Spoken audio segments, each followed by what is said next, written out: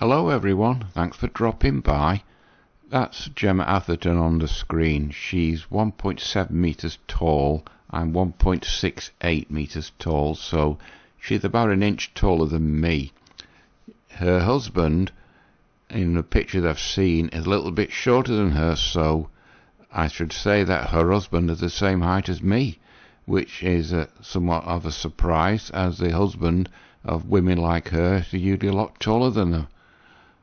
The only thing I've ever seen her in is the Bond film, in which she replicated the iconic scene of Shirley Eaton. Instead of being covered in gold paint, Gemma was covered in oil, because when Goldfinger was released, gold was a predominantly global symbol of wealth and power, and today, when that movie was made, she was in it, it was oil.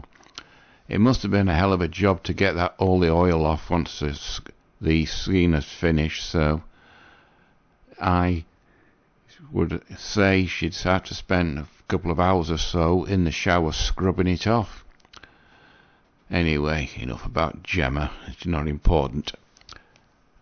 Over the weekend, I've noticed lots of video YouTube channels saying that the Tennessee paternity fraud bill has been passed. So I had a look around, and apparently it has, because the AI says this. It was passed in 2022. It says the law makes a crime to fundamentally establish a person as the biological parent of a child with intent to deprive actual biological parent of their rights. Now there was a separate bill, HB 2699. So I had a look on the Tennessee government site, and I found this where it was, the HB 2699. Now, in Tennessee, there used to be a 5-year time limit to actually challenge the paternity if you're the child's father or not. Any guys who are somewhat suspecting that his wife or partner was unfaithful to him and she got knocked up by another guy. So it comes down, the enactment removes the 5-year statute of limitations for challenging a voluntary acknowledgement of paternity on the basis of fraud, duress, and mistake of the fact, specifies in regard to the provision of nearby a voluntary acknowledgement of paternity signed by the child's mother and biological father, who maybe he thought he was, constitutes a legal finding of paternity on the individual name as the father of the child in the acknowledgement. So in other words, Tennessee has removed the block, so if it's 6 years, he finds out that the child's not his, he's off the hook for child allowance, and all that involves up to the child being 18. Now, this has gone on the local news. I found this. This was updated March 25th, 2023. Well, the thing was passed in 2022, so a year later, Tennessee bill would make it illegal to falsely accuse someone of being baby's father. And it says the new bill introduced in Tennessee General Assembly would make it a crime to falsely accuse.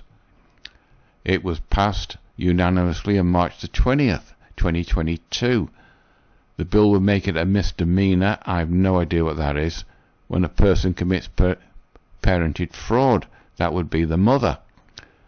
The parented fraud is when a person fraudulently claims the victim is the biological father. You know what the rest.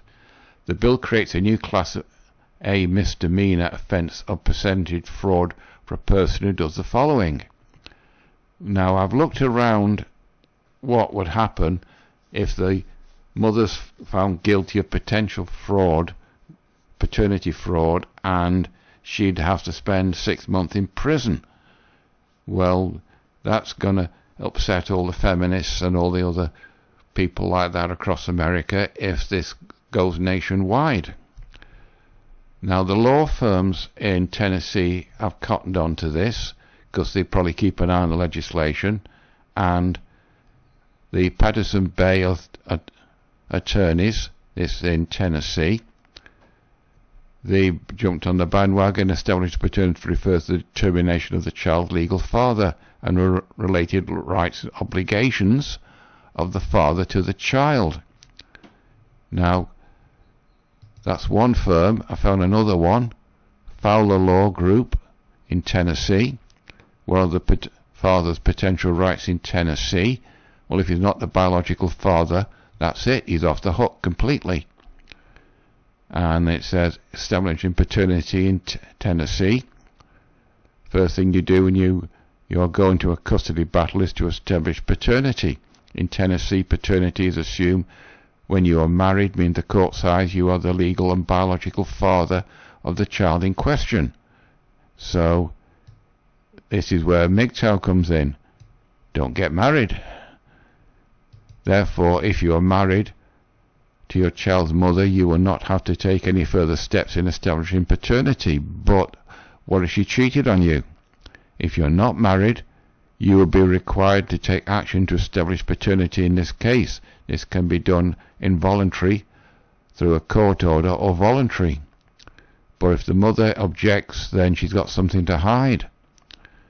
And then it goes all the rest about what they're doing if you take on their services. We also found this, working on behalf of every step of the way. This is another law firm in Tennessee, the Waldorf firm, Germantown. I don't know where that is. Is paternity fraud a crime? This was done on 12th of October 2023. And parentage fraud in Tennessee. Tennessee's new House bill recognizes parentage fraud as a misdemeanor. Parentage fraud involves intentionally identifying someone else as a biological parent of a child. In other words, the mother gets knocked up by another man and she passes the child off as the man that she's with, taking legal action against the mother, and then they'll be on the father's side to take legal action against his unfaithful partner. Now this has already maybe sort of gone over the border into another state in America from Tennessee. I found this, Shapiro Law Firm. This is a Texan law firm. It says the Texas passes law to correct unfair treatment of paternity fraud victims. Now this is a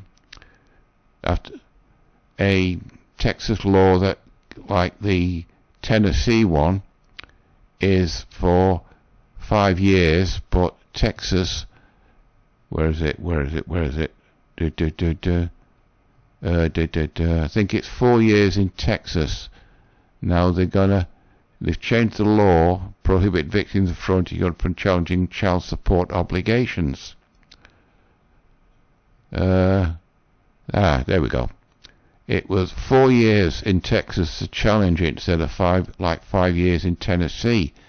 The Texas legal people on the Texas government, they're changing that so the 4 year limit isn't there. But it seems that this Tennessee law for paternity fraud has stirred up a bit of a hornet's nest, and I suspect similar states around Tennessee, like Kentucky and North and South Carolina and Georgia, they'll be keeping an eye on to see how it's working in Texas, not in Texas, you daft bugger, in Tennessee, and we're gonna see, hopefully, it spread right across America.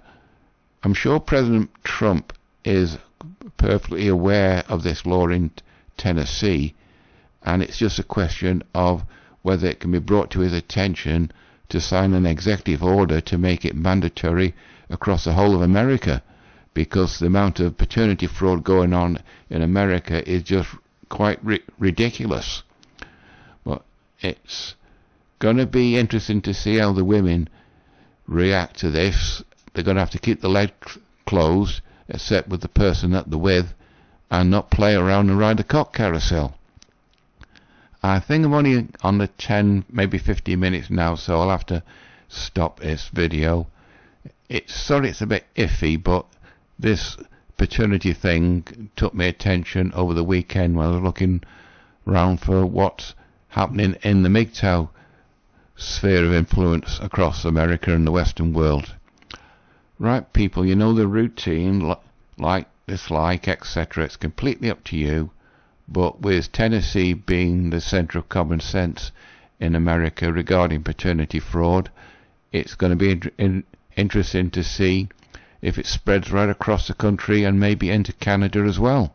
So that's it till this one. Till next Monday. Bye bye.